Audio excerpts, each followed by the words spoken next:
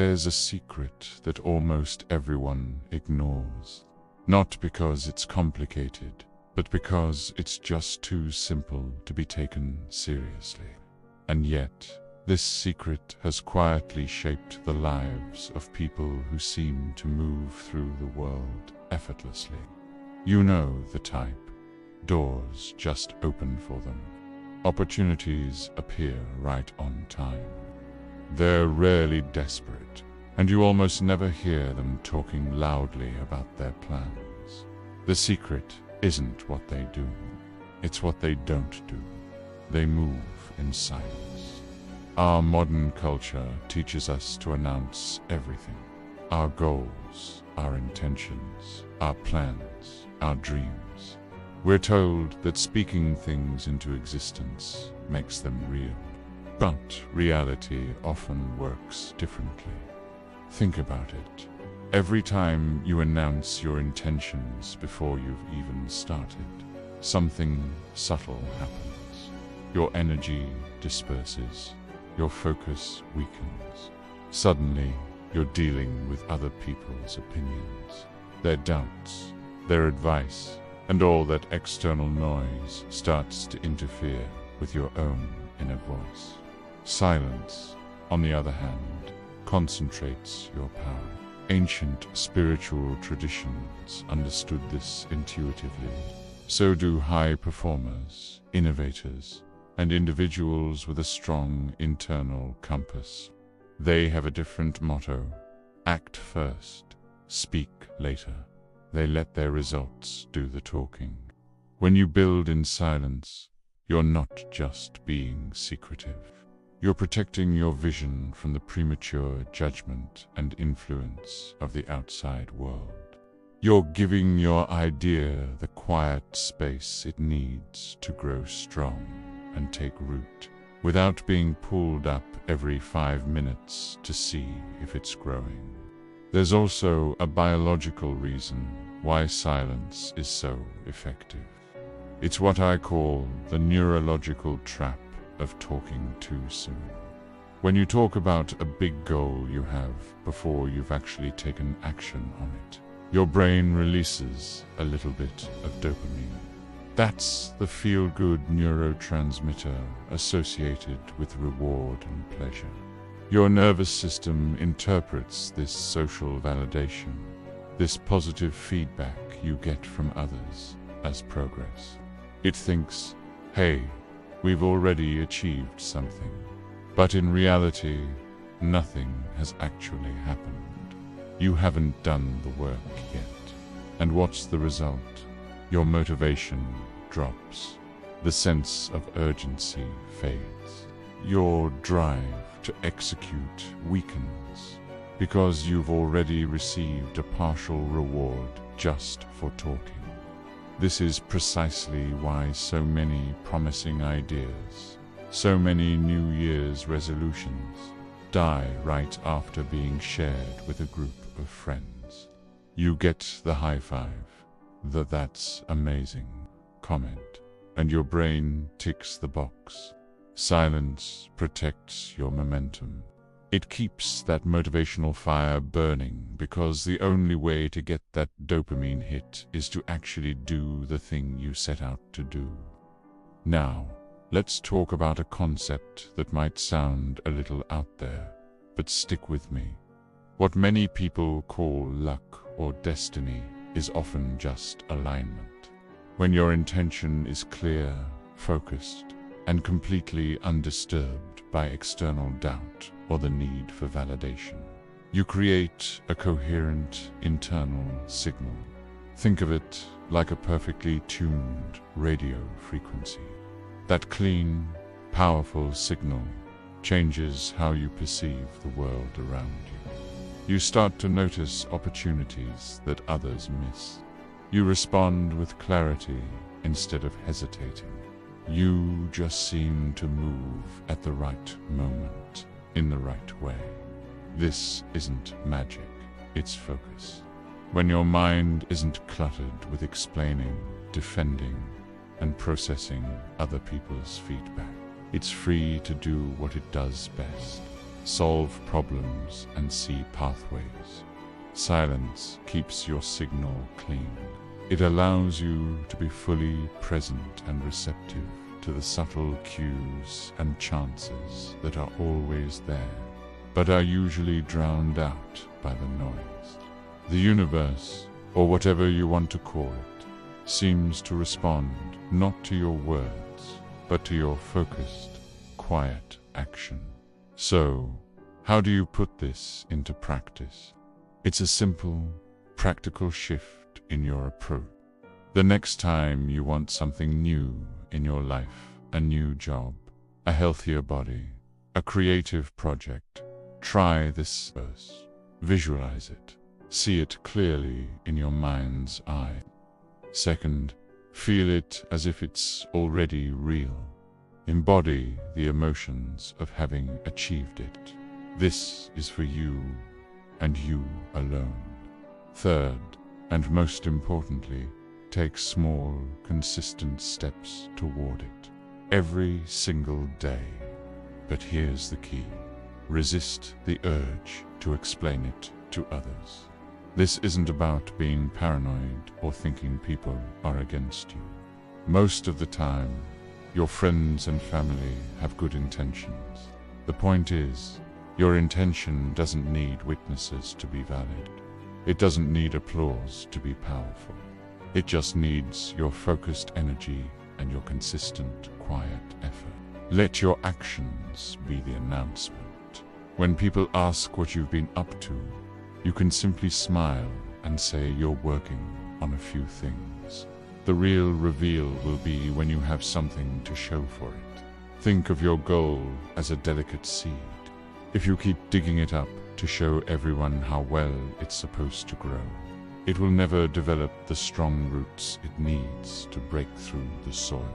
You have to plant it, water it, and trust the process in the dark. Protect your energy. Let your work marinate in silence. You will be amazed at how much more you accomplish when you stop talking and start doing.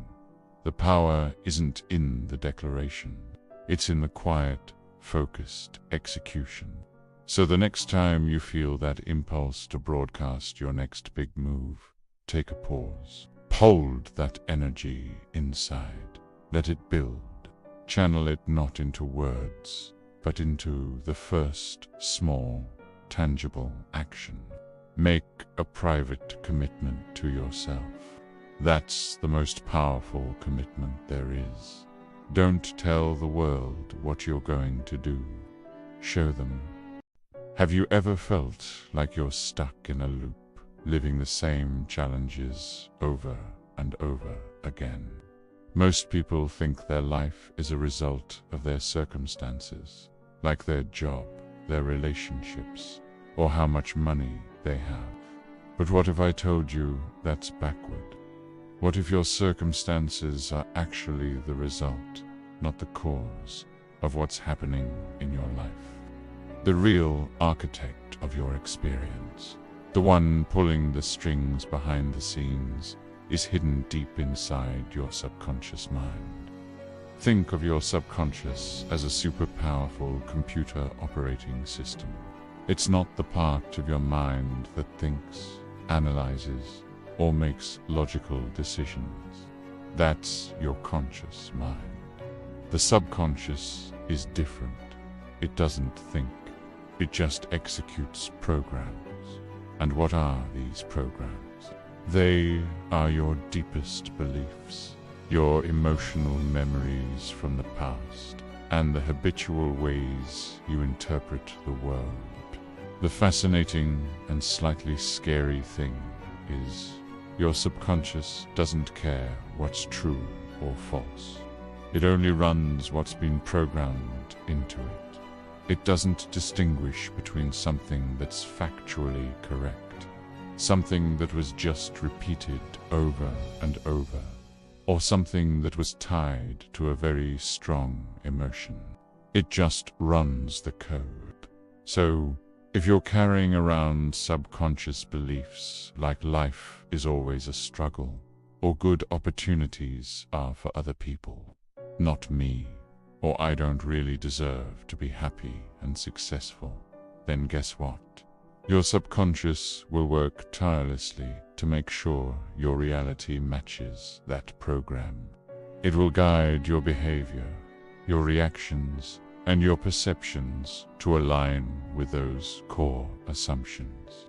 You might consciously want success, but if your subconscious program is set to "I'm not worthy," it will find ways to sabotage your efforts, often without you even realizing it. This is why willpower alone so often fails. You're trying to use a tiny fraction of your conscious mind to fight against a massive, automated system running in the background. It's like trying to paddle a small canoe against a powerful river current. This brings us to a huge question. Why do people sabotage great opportunities even when they desperately want them? Have you ever had a brilliant idea but never acted on it? Or met someone who could have been a great connection but you felt too intimidated to talk to them? Or maybe a perfect job opening came up, but you convinced yourself you weren't qualified and didn't even apply. That's not just bad luck or poor timing. It's your subconscious at work. Opportunities often show up quietly, without a big announcement. They might look like a casual conversation, a random article you read, or a small project that comes your way. But if your subconscious isn't programmed to see and receive these opportunities, you'll walk right past them. Your internal filter will dismiss them as unimportant. You'll find reasons to delay until the chance is gone, or you simply won't even notice them in the first place. Your mind is designed to accept only what fits its existing model of reality. If your model says, "I'm not the kind of person who gets lucky breaks," then your brain will literally filter out evidence to the contrary to keep your world consistent and predictable. It's a self-preservation mechanism that, unfortunately, can also keep you stuck. You're not consciously choosing to miss out.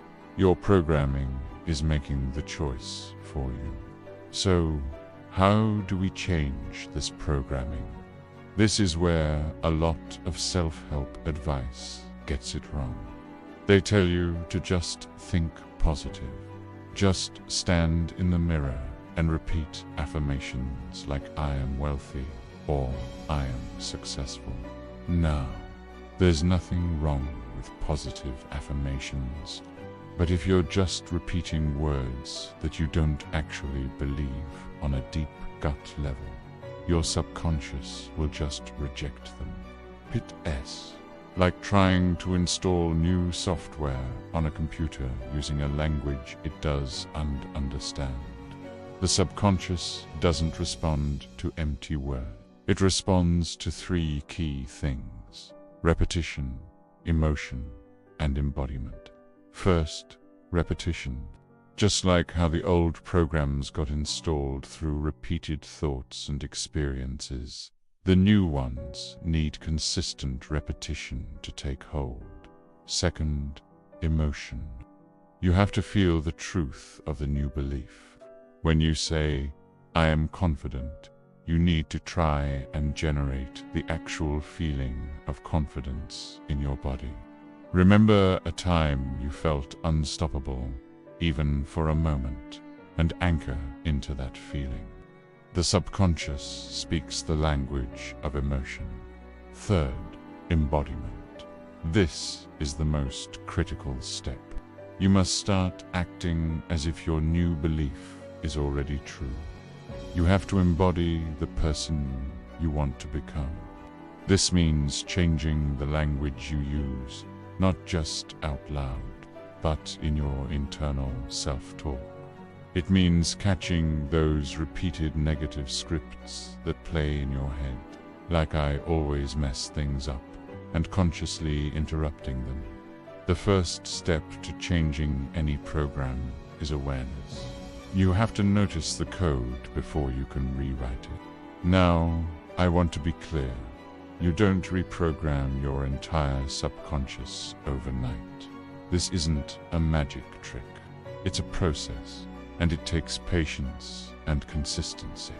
But the good news is that even small, subtle shifts can lead to massive consequences over time. This is the power of compound interest, but applied to your personal growth. Every time you choose a different reaction, like choosing curiosity instead of anger when something goes wrong, you're laying down a new neural pathway. Every time you make a different choice, like applying for that job you feel underqualified for, you're challenging the old program. And these small changes lead to different outcomes, which then provide new evidence to your subconscious that the world can be different. As your internal model of reality starts to shift, you'll notice something that feels almost magical. Your external reality will appear to reorganize itself around your new beliefs. It's not magic, though. It's mechanical. You start noticing opportunities that were invisible before. You start attracting different kinds of people because your energy has changed. You handle challenges with more resilience, turning them into stepping stones instead of stumbling blocks. You're not changing the world. You're changing the lens through which you see the world. And in doing so, you change your entire experience of it. It all starts with the simple, courageous act of looking within, becoming aware of the subconscious code that's been running your life, and deciding to become the programmer, not just the program. Have you ever noticed that the harder you chase something, the further away it seems to get? Whether it's a relationship, a career goal, or even just a sense of peace, the more desperately you want it, the more it slips through your fingers. This isn't just bad luck or a cruel twist of fate. It's a very real principle at play. It's called resistance. And resistance is the single biggest obstacle that blocks the natural flow of your life. When you're pushing, forcing, and stressing, you're creating an energetic barrier. You're essentially telling the universe, I don't trust this to happen, so I have to control it. And that control, that tension, is what stops good things from coming to you. Think about it like trying to grab water. If you clench your fist and try to hold onto it, it slips right through. But if you cup your hands gently, you can hold it effortlessly. The same is true for your desires. The harder you clench, the more you lose. Today, we're going to explore what it really means to get into the flow, to release resistance, and to understand the great paradox of manifestation, that letting go is often the fastest way to get what you want. So, what is this flow state we hear so much about? Many people mistake flow for being passive, for just sitting back and waiting for things to happen. But that's not it at all. Flow is not passivity. It's alignment without tension. It's a state of active, engaged presence. Let me break down what that feels like. First, your mind is present. You're not worrying about the future or replaying the past. Your thoughts are here, now, focused on the task at hand. Second, your body is relaxed. There's no tightness in your shoulders, no clenching in your jaw. You're breathing deeply and easily. Your physical state is one of calm readiness, not stressed out alert. And third, Your attention is fully engaged with the moment. You are completely absorbed in what you're doing, whether it's writing, painting, having a conversation, or even just washing the dishes. You're not thinking about the outcome. You're not obsessing over whether you'll succeed or fail. You are simply responding to what is right in front of you, moment by moment. And here's the paradox. This state of being, where you're not fixated on the result, is precisely when the fastest, most effortless progress occurs. It's like a professional athlete in the zone. They aren't thinking, I have to make this shot. They are just in the motion, perfectly aligned, and the shot happens naturally. That's flow. It's the sweet spot where doing and being become one. Now, let's get into why desperation and urgency actively push your desires away. It seems counterintuitive, right? If you want something badly, shouldn't that intense energy help you get it? The problem lies in the underlying emotion. Desire mixed with fear. The fear of not having it sends a deeply contradictory signal to your subconscious mind and to the world around you. The message becomes, I really want this, followed immediately by the much stronger, unspoken message, because I don't have it and my life is lacking without it. This powerful undertone of lack is what gets reinforced. You're essentially focusing on the absence of what you want, not the presence of it. Your subconscious mind doesn't really understand complex goals. It understands feelings and states of being. When it senses urgency and desperation, it interprets that as danger. It thinks something is wrong. We are in a state of emergency. And what does the body do when it senses danger? It contracts. It goes into fight or flight mode. Your muscles tighten, your breathing becomes shallow, and your focus narrows to survival. This state of contraction is the polar opposite of the openness and receptivity required to allow new things into your life. You can't receive a gift with a clenched fist.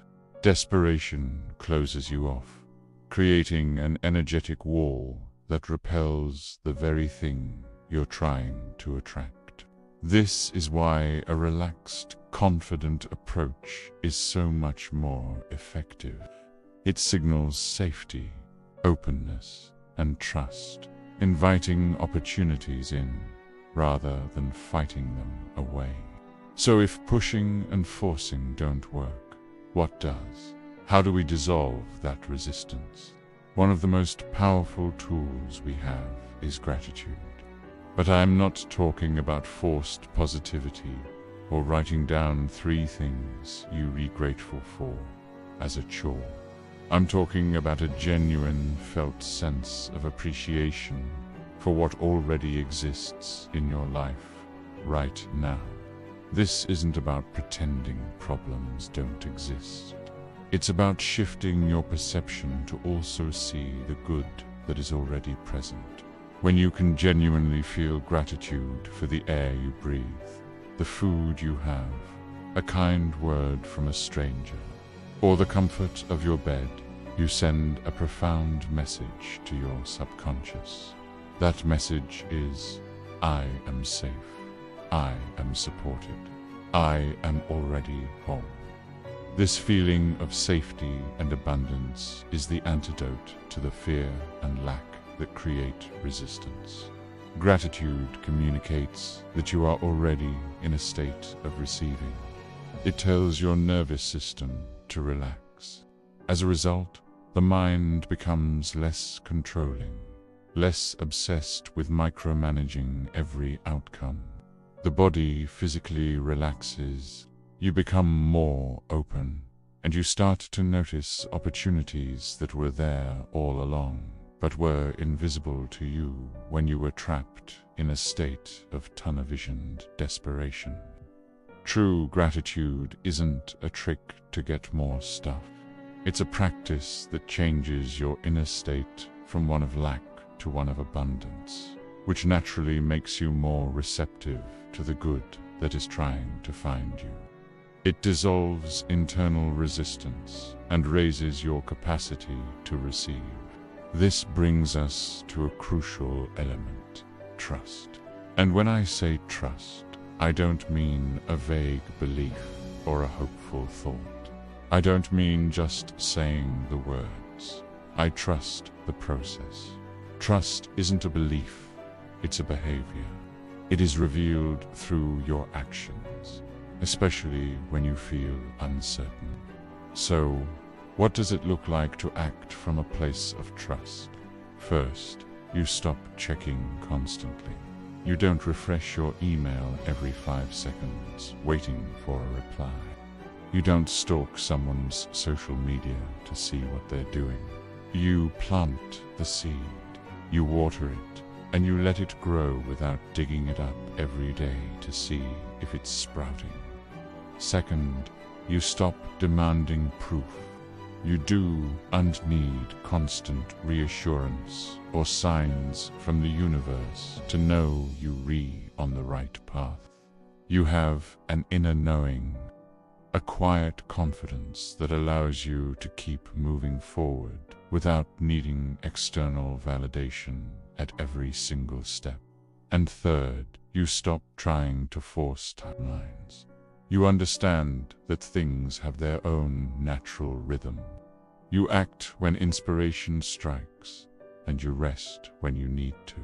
You allow results to arrive in their own perfect timing, not according to your ego's impatient schedule. This is why people who seem lucky often appear so calm and unbothered.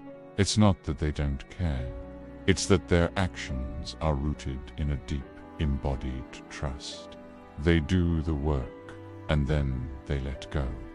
They act, and then they allow. This combination of inspired action and patient allowance is the essence of non-resistant creation. They behave as if their success is inevitable, and in doing so, they pave the way for it to become a reality.